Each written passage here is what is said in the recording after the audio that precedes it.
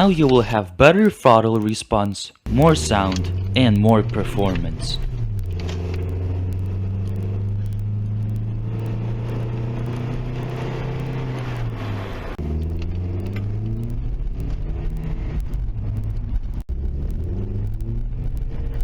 And there you go!